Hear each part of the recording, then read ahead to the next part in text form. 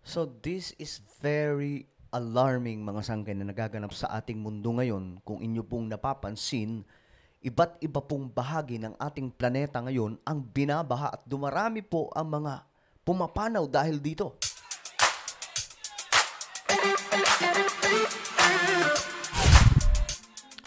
So mga sanggay, papaalala ko lang no, sa mga nervyoso dyan, sa mga matatakutin, pagdating sa mga ganitong klaseng balita, pwede po kayong lumipat sa ibang channel at manood po doon ng ibang mga vlog na kung saan hindi po kayo matatakot. Kasi dito mga sanggay, naglalabas po tayo ng mga impormasyon na sabihin na po nating medyo nakakakaba, pero ito po ay ang realidad na nangyayari po ngayon sa ating mundo. Kagaya na lamang po nitong pag-uusapan natin ngayon. Okay? So kung ikaw ay nervyoso, matatakutin, lipat ka po ng ibang mga vlogger. Alright? So shoutout sa lahat ng mga solid sangkay na nanonood ngayon. This is me, Sangkay Janjan. I am back. Sa mga hindi pa po nakakapag-subscribe, please subscribe our YouTube channel. Ayan po sa babaan ng video na to, makikita nyo po mga sangkay ang subscribe button. Pindutin nyo lamang po yan, tapos i-click nyo yung bell at i-click nyo po yung all. Dahil dito mga sangkay, nag-upload po tayo ng mga mahalagang vlog or mga informative vlogs mga sangkay na nagaganap sa ating planeta at maging sa ating bansa.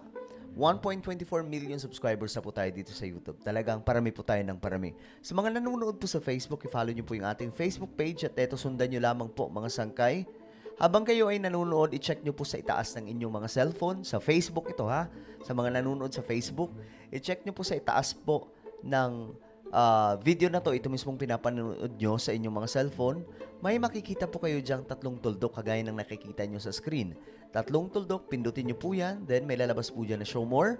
Pag lumabas na po yung show more, pindutin nyo rin po yan. And then, yun lang po mga sangkay. I hope na nasundan ninyo. Okay. Eto na nga, no, pag-usapan po natin itong nangyayari ngayon sa ating planeta. Ito po yung balita. Kung mapapansin nyo mga sangkay, sunod-sunod po yung ating pagbabalita tungkol po dito sa mga nagaganap sa ating planeta. Na talagang grabe po itong nangyayari. When it comes mga sangkay to natural disaster, palala po ito ng palala. Kagaya po nito, okay, floods, flood waters, damaged roads, bridges and river embankments, at ang mga pumapana mga sangkay ay tumataas na po. Lumalala po ng lumalala mga sangkay. So this is very alarming. No, panoorin po natin ang balitang to. Well, India's northeastern state of Assam is experiencing its worst deluge in recent years.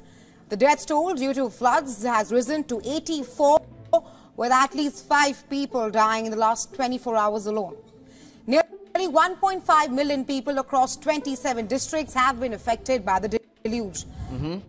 The floodwaters have submerged over... Makikita nyo mga sangkay. Alam nyo, nakaka-alarma ito kasi ang dami pong tinatamaan nito ngayon ng mga pagbaha sa iba't ibang panig ng ating mundo.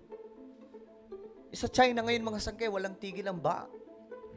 Up to now, mga sangkay, hanggang sa bumigay na po yung kanilang napakalaking dam doon. At ayun, nagdulot po ng mas malala pa pong problema. So, hindi lang po yan. Doon po sa Amerika, iba't iba pa pong mga bansa, sabay-sabay ito na nangyayari ngayon. So, I think may message po dito na dapat may parating po sa ating lahat, mga sangkay.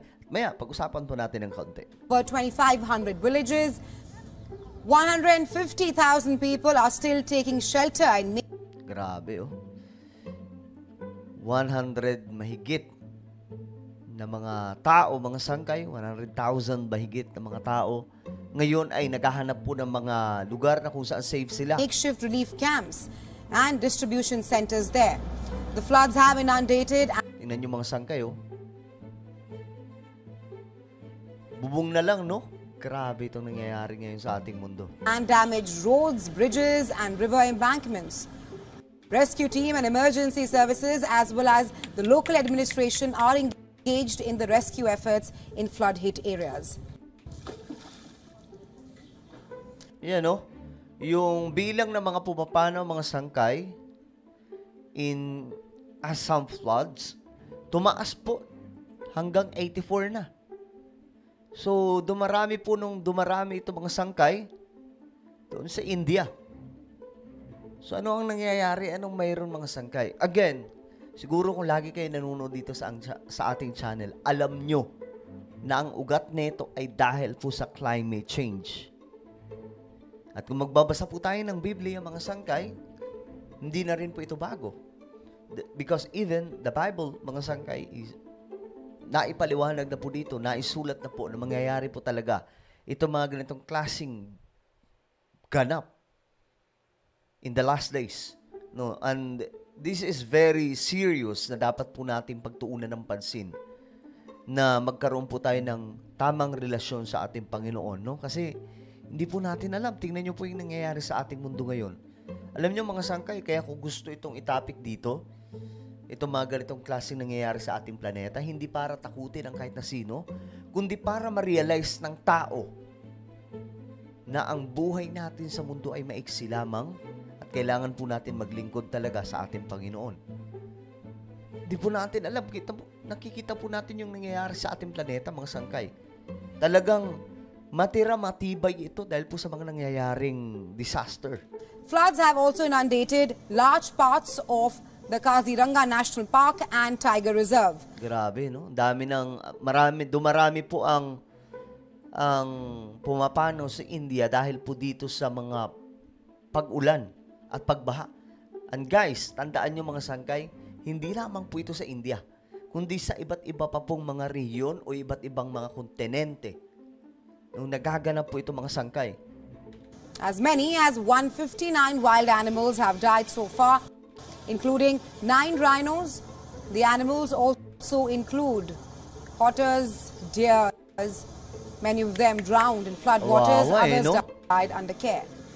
The Park Authority and the Forest Department have managed to rescue 133 animals during the floods. The situation in the park has been improving as of now, but 62 of the 233 forest camps in the park are still underwater. Meanwhile, the monsoon season has created chaos across other parts of the country as well. The Indian Met Department has predicted rain across several states until July 15th. Heavy rainfall is expected in West Bengal, Sikkim, Bihar, Jharkhand and Odisha. Citizens have been hoping for the rains to bring relief from scorching heat waves and water crises as well. Grabe, no? Alam nyo, sa kabilang banda, kung ang ibang mga lugar o maraming mga lugar sa ating planeta, walang tigil ang ulan, may iba namang part, kagaya po ng ibang part ng India, ibang part ng United States of America, ibang part ng China, nakakaranas po ng extreme heat wave. So this is something na dapat po natin maintindihan na itong nangyayari ngayon sa ating planeta ay hindi po basta normal, kundi ito po ay may pinaparating sa ating lahat na talagang kailangan po natin lumapit kay Lord habang may panahon pa, no? Kasi hindi na po ito biro itong mga nangyayari, mga sangkay. But the monsoon mayhem has led to a number of other issues, including waterlogging, rain-related accidents, electricity cuts, and even flash floods. So, ayan po mga sangkay, yan po ang nangyayari ngayon sa ating mundo. No? I hope na lahat po tayo ay maging aware kasi mahalaga na malaman po natin itong ganitong klaseng ganap, no? Climate change.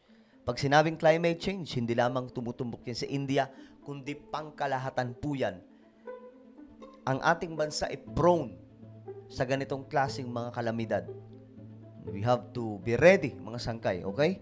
So ano po ang inyong opinion? Marami na po ang pumapanaw doon po sa India dahil po dito sa malalaking grabing pagbaha, mga sangkay. So, i-comment nyo sa iba pa ang inyong mga opinion. Meron po akong isang YouTube channel. Ito po ay Sangkay Janjan Daily. Hanapin nyo po ito sa YouTube, mga sangkay.